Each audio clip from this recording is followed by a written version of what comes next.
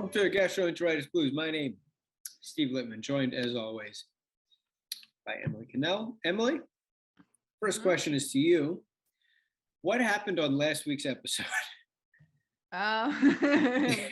Me and Dan were super negative the whole time. Great. And we were like, this team is boring and no fun. And then we seemed to like maybe reverse jinx them a little bit. And so we should just be really negative this week too. Maybe, I don't know. Who do you think is the Sixer that's most likely to here we go. Drew's here. Like, the Sixer most likely to have been like invigorated by the negative discussion last week. Emily? I don't know. Maybe.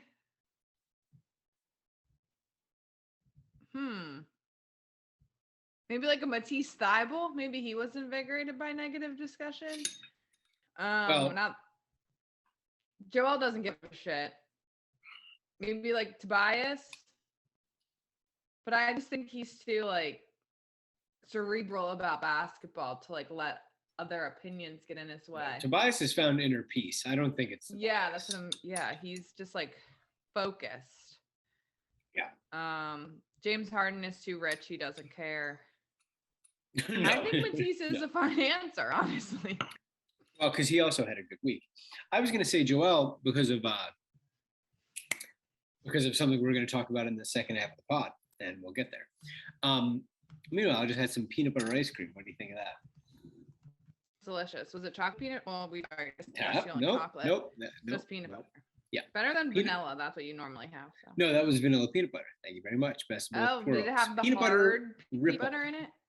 Like the sort of stuff? Semi-hard, which let's move on. What brand was it? It was Breyers, I think. Do you get any Turkey Hill in New York? We do have Turkey Hill, yeah.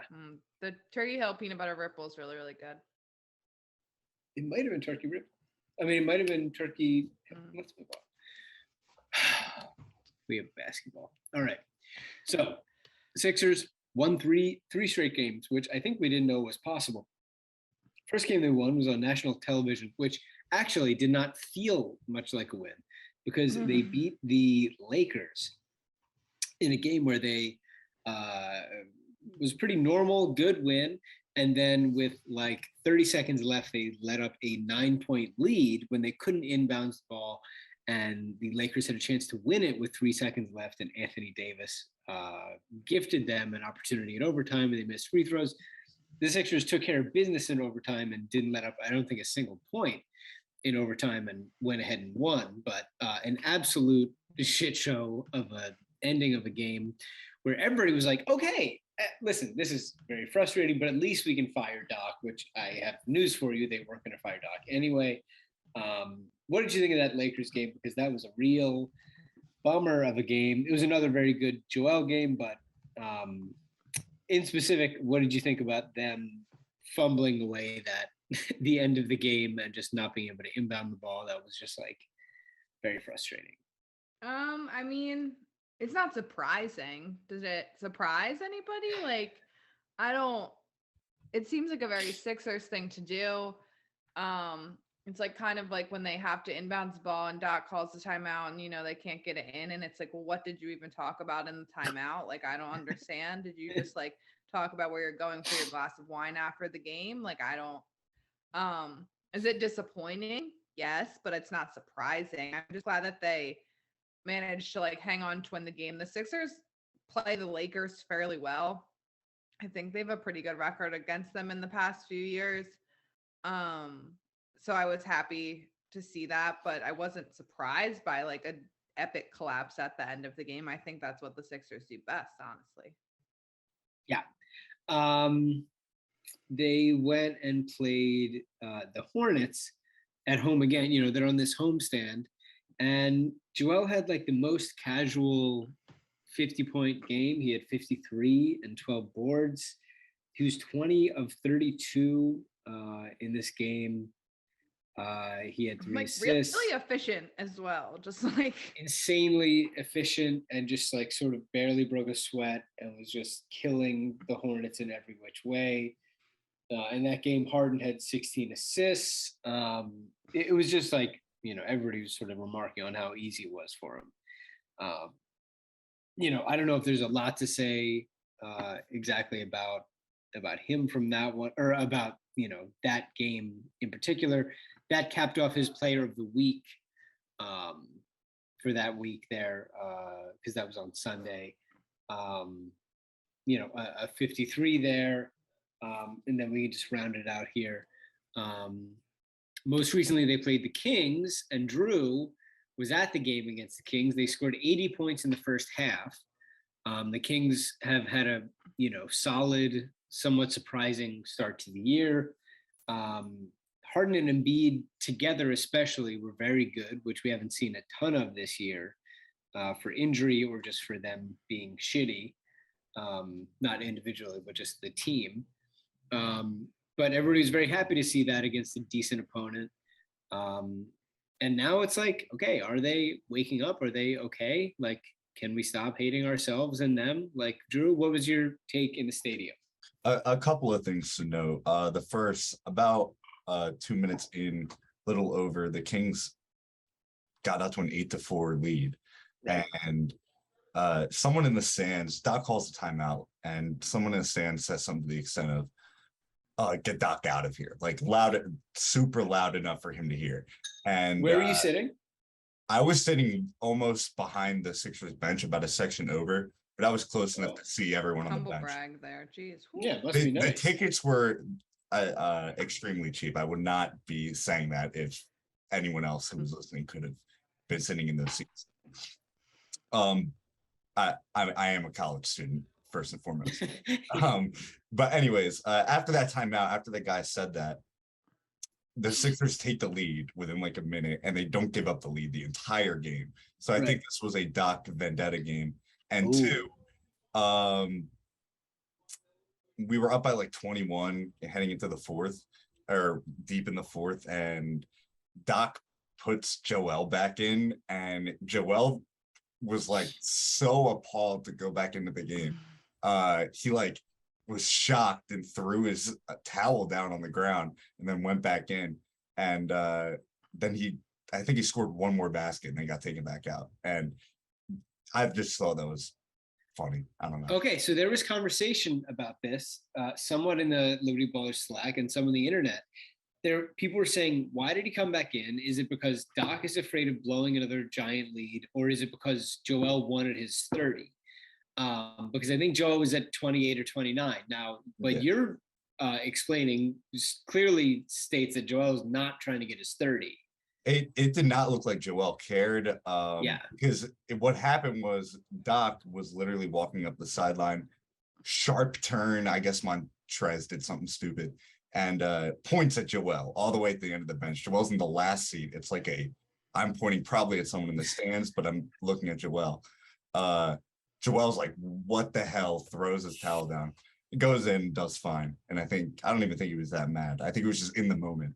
But the aura throughout the stadium was Doc is going to pull out every stop he possibly can to not blow this lead. And it was a 20-point lead. It got to like 15, I think, at one point.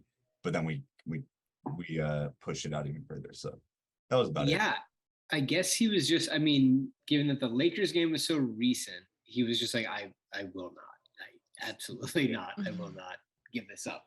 Everybody's been talking about their minute totals and like they're high, and I'd like them to play fewer minutes. I'd also like them to win more games and be better. So it's hard to serve both of those purposes at once. So it's difficult.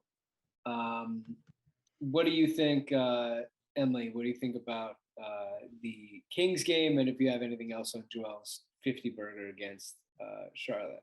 Yeah, I just think Joel has been like incredible this week. I was just like scrolling through Twitter whenever the Hornets game was, which was Sunday night, and just like the stats that people were tweeting out about Joel, like I just feel like they need to be like repeated. Like they put this one on the game, but like Joel's the fastest player, I think, to reach 130 point and 10 rebound games since 81-82, like faster than Shaq, Karl Malone, David Robinson, and Anthony Davis.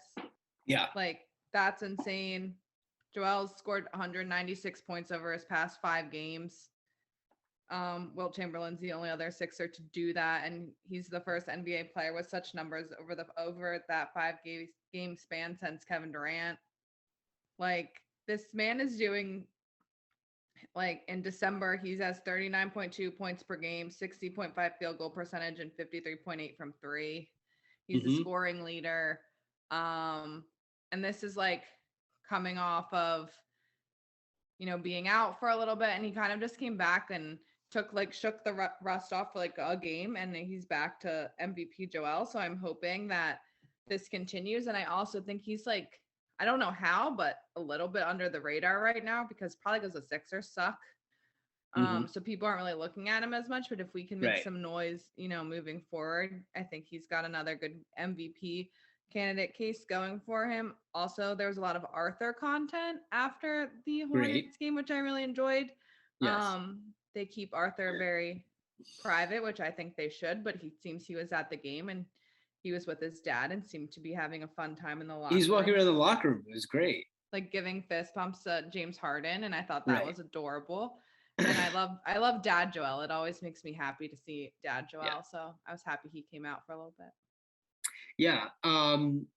And also, we should say that Harden looks a lot better since the Houston game. I was probably as low as I've been on Harden since the trade after the Houston game. When, like, I'm sure you and Dan talked about the Houston game when things were especially low during the last podcast. But, like, he didn't give a fuck in that Houston game. And, like, they had no business being tied in that Houston game. They went to like 2 overtimes or whatever it was. And like, why are you losing to that Houston team? They deserve to lose to that Houston team. And like, Harden just looked like shit against them and just wasn't trying at all. And like, lately he looks way better. And like, maybe that was him getting back from his injury, but also he does have spells of not trying throughout his career, even when he was in his prime. So hopefully there's less and less of that, but he looks a lot better lately, and I'm happy to see that. And I want him to be very good. So, the Sacramento game was very encouraging because he was excellent. And, he was good the last couple of games before that too. Did you see Keith's article after the Kings game about like Joel and Doc and what he had to say? Did you see it? No. Okay, I'll tell you. Hit me. So I've said it a million times on this podcast that it drives me crazy how when Joel and Harden are in, they don't move the ball. And I felt like they did it better in the Kings game. They've been doing Excuse me. Hey. Excuse me. Here. They've been doing it better recently. And in Keith's article, I guess, post game, Joel said, it's funny because coach on the bench was telling me to stay aggressive. And I'm like, we are playing well. The ball is moving. I have to get my teammates involved. For me, if I'm open, I'm going to try and score. But in some situations, you want to get my guys involved. You want to be able to move the ball side to side.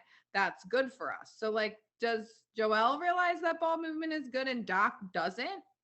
Is that what this quote is telling me? Like, yeah, I'm Doc very confused Doc about is it. the problem with the team's ball movement. He's like, and the players are right. Harden's a great passer. Joel's trying to pass the ball, and Doc is like, get that, do not. Yeah. No passing. These two, you are the only scorers on this team. No more passing. Somebody on Twitter mentioned, like, all of the quotes that are, like, completely in opposition of what Doc says immediately. Like, there was the one where they asked about the Sixers' zone defense, which has been good. And Doc goes, listen, man, we drill it in practice every single day. And they asked Tobias, they were like, Tobias, your zone defense, is that a testament to the hard work? And Tobias is like, honestly, we never, ever work on zone defense. So I don't know how it has turned out this well. And it's like, who's right? Somebody's lying. Somebody's wrong. Like, I would think that Doc is lying, because Tobias, why would Tobias lie about that? It's really funny. Tobias has been great this week too. He's been playing. Tobias has played great. I mean, some of those plays that he was making, louder, please. Some of those plays that he was making against Sacramento were excellent. So he's really played in his role really well all year. I have no complaints about him. And like, honestly, my problems with the team this year have been when Harden and Joel have not played well together. Like I really have not found myself being like annoyed with Tobias at all. It's been like, sure, if I like look overall at like his salary cap figure, I would take issue with it, but that's not like a pressing concern. He's played really well. So yeah. All right. Do we have anything else? No, I think we're going to go to a break, and then we have a couple more things to get to before we close out here. Here's a break.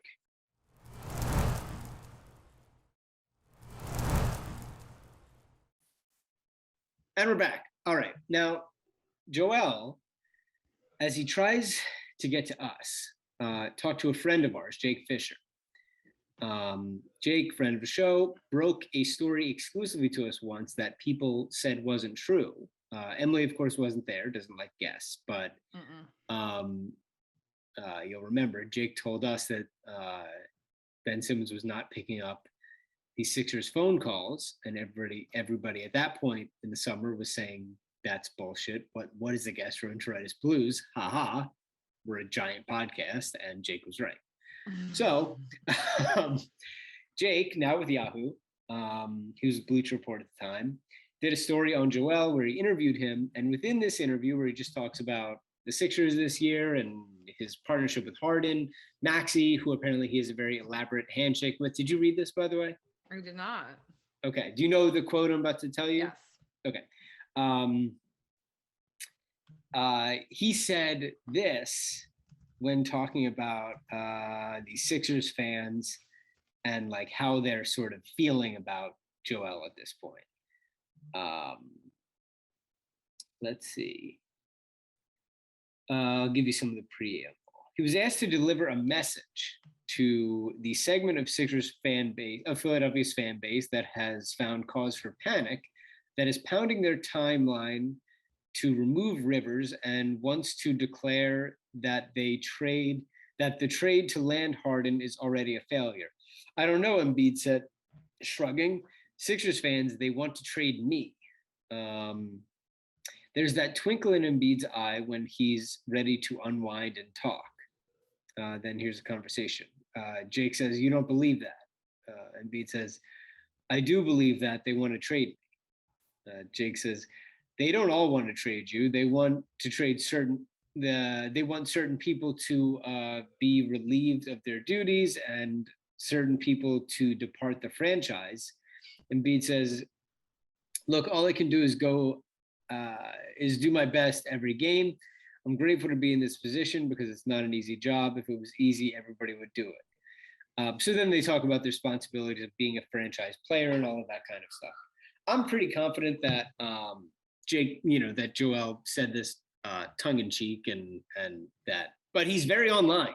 Joel does not tweet hardly any anymore, but he definitely sees when people are firing up the trade machine, and I think he sees everything still. So what do you think about this even being in his head at all?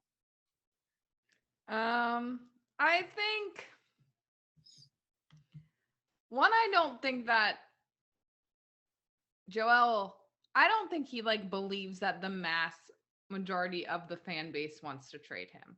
Right.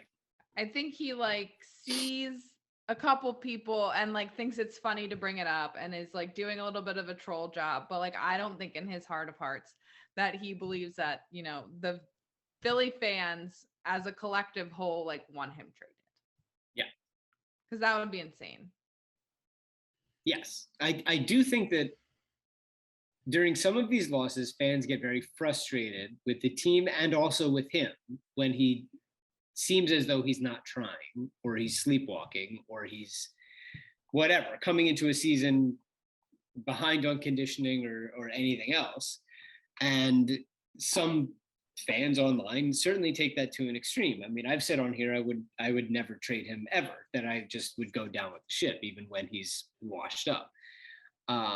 But yeah, there's definitely people in the middle of that and on the complete other end of that. And I think he sees all of that. So Yeah, I think it's all tongue in cheek, but it's very funny that he sees all of this stuff. It's wild. All right, last thing is that the Ringer did a ranking. They ranked the top 100 players in the NBA. This will actually be easier to put on my computer. So they did the top 100 players in the NBA. Now they also did the top 100 or the top 20 like league pass players. The Sixers to make it onto the top 100 players are Joel, Harden, Maxey, and Harris. And then the Sixers to make it onto the league pass rankings, I believe, are only Joel and Tyrese. Have you looked at this? I looked at the player rankings, not as much the league. You looked at the player rankings, so you know where Joel ranked in this. Yes. Okay. So let's see here. Just loading this right on up. Now, the top ranked player that they have is Giannis, followed by Curry, Jokic at number 3, Doncic at number 4, Kevin Durant is 5, Tatum is 6, and then Joel Embiid at 7. Immediately after him is Anthony Davis at 8, LeBron at 9, and Ja Morant at 10. Tell me, do you think he is appropriately ranked here at number 7? Again, I'll tell you, he's immediately behind Jason Tatum, who's 6th, Kevin Durant, who's 5th, Luka is 4th. What do you think? Yeah, I think he's probably accurately ranked looking at those guys. I mean, there's no one there that I'm like, yeah, Joel should definitely be above them. So that makes me feel like, I mean, I think there's an argument to be had for whatever you want. I can call Joel the number 1 player in the league. But I think objectively, probably that sounds good. I'm just not very objective. So now, and this is specific to this season, which I get. So like, Tatum is no way that past season biases don't come into like this season rankings. Sure. But if we're factoring in this season also, like I get certainly Tatum being ahead of him because Tatum's been nuts. Their team has been the best team by far. Am I crazy that Joel should and these other guys too should be like ahead of Luka? Like I mean, Luka's incredible. I get that he's incredible and he's great. And these guys are basically all on one shared tier, the top 7 guys, basically. But he's negative impact on defense and he's great on offense. And I feel like all of these other guys are at least a positive on defense. Steph Curry's a whole other, thing. He just doesn't even count. And the same with Jokic. Like he's just a different thing. I don't know, man. But then it's like, I could also be like, well, like Jokic, he is only scoring 23 points a game. Like all of these other guys are basically in the 30s. So like, what are you doing at number 3? Like you're supposed to be this like offensive, passing elite scorer and you're scoring 23 points a game. Like, why are you number 3? I don't think Jokic is very good. I mean, he's very good, but he's not 2-time MVP good.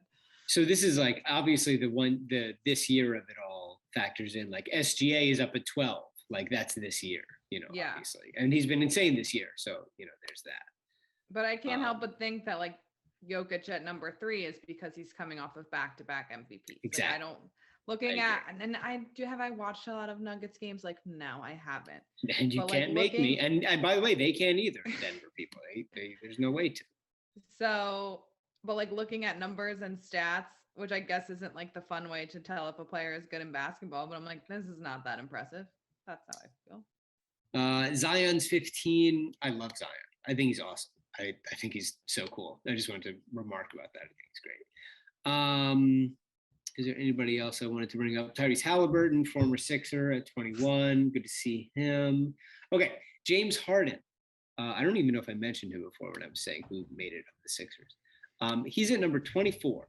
He is directly behind Brandon Ingram. He also follows DeMar DeRozan, Tyrese Halliburton, and Jaylen Brown. He is right in front of Karl Anthony Towns, Chris Middleton, and Darius Garland, and De'Aaron Fox. So 24 for James Harden. What do you think? It's a little bit higher than I expected them to rank him, because I feel like people over at the Ringer really don't like him. And he hasn't had an excellent season.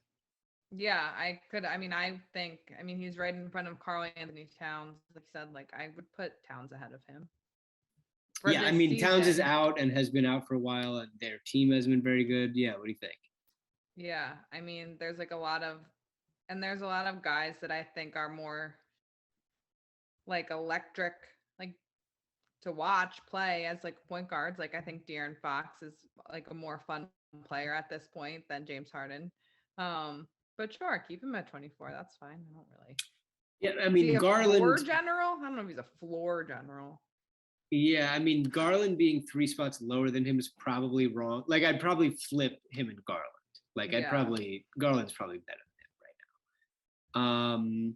Then we get to Maxey, who is, I believe, 50 something. Maxey is 54.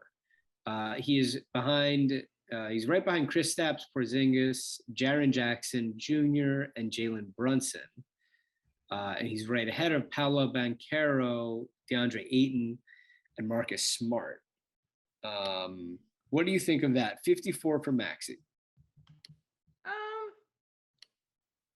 He hasn't played much this year, Yeah, it's hard to not hard to remember him, but I think when you say like the people he's behind and in front of directly, then I think that like he fits in like right around there.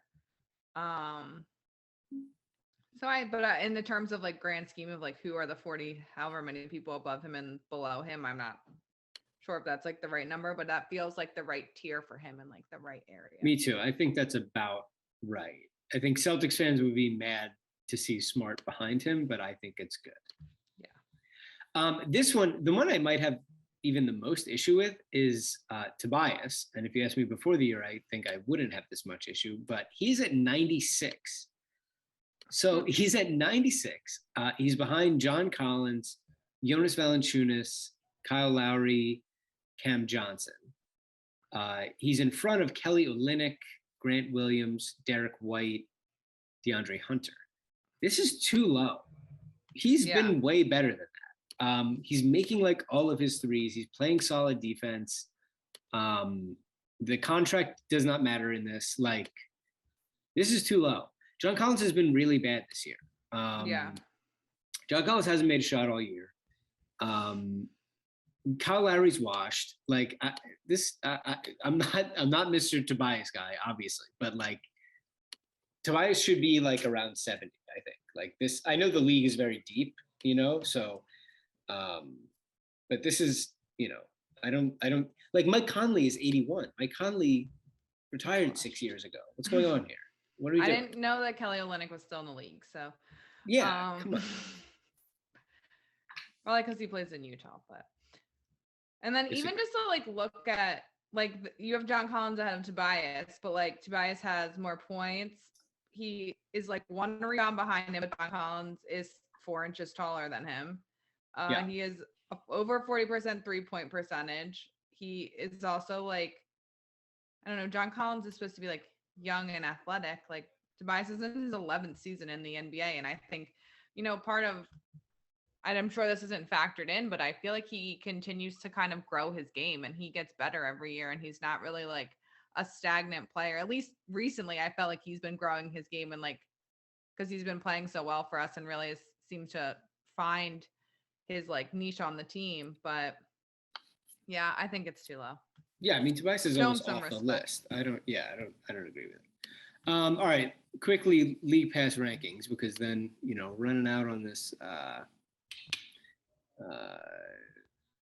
free Zoom. Joel is too low. That is my league pass rankings. Number 1 is Zion, great choice. 2 is John Morant. 3 is Steph Curry. Giannis is 4. Luka is 5.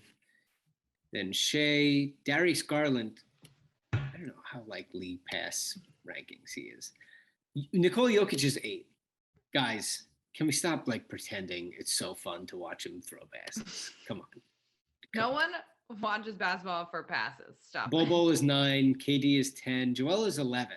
Now, I know that there are games when Joel looks like he would rather be doing anything else than play basketball, but on the games when he looks like he wants to play basketball, there's nothing better to watch, okay? You don't want to, you wouldn't rather watch Nikola Jokic like do a weird elbow jumper. Fucking beat it. Not into it. Bones Highland made the list. Anthony Edwards, absolutely. He was in a movie that I wasn't in. Tyrese Maxey rounds out the list at number 20, and he should be higher. All right. Finally, Emily, what's the standings for our season stuff? I had a good week. I went 2-1. You and Dan went 1-2.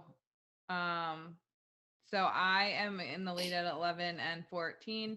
Then Dan at 10 and 15, and then you at 9 and 16. So we're all still very close. Got it. All right. So I say that we give our predictions, and then I'll call Dan on speakerphone because we forgot to get his, and we'll see if he answers. Okay. Sounds all right. Great. So am I giving? Is that what's happening? What's up? Am I giving my predictions? Well, first we have to figure out what the games are. Here we go. Oh, I already have them, but you can... go ahead, please. All right, so they're still at home. They're on a 7-game homestand. So they play Golden State on Friday. Then they play Toronto. What day is the 19th? On Monday, and Detroit on Wednesday. Cade Cunningham. Golden State, Toronto, Detroit. 3 wins. All right. What do you say? I'm gonna say they lose to Golden State. And they beat Toronto and Detroit. All right. Let's see if Dan picks up. I know he's studying. Can you hear this? Hello. Yeah, all right. Hey, buddy. They're home against Golden State. They're home against all of these teams. Loss. Okay, then they're home against Detroit. Win. And then they're home against Toronto. Win. Okay. All right. Thanks, buddy. Love you. Love you. Bye. Bye. All right. There you have it. That's the episode. Gastro Blues Pod, Third and Girl, Steve J. Littman, the Gastro Blues show on YouTube. Everybody go out there and be nice. Happy birthday, Gabrielle. She doesn't listen, never has, never will, but she's in the next room, so maybe she'll hear me. Shout out Turkey Hill Ice Cream. Sorry for my dog barking. That's it. Watch Real Housewives of Salt Lake City if you get a chance. A lot of good stuff on there. Yeah, happy Hanukkah. And that's it.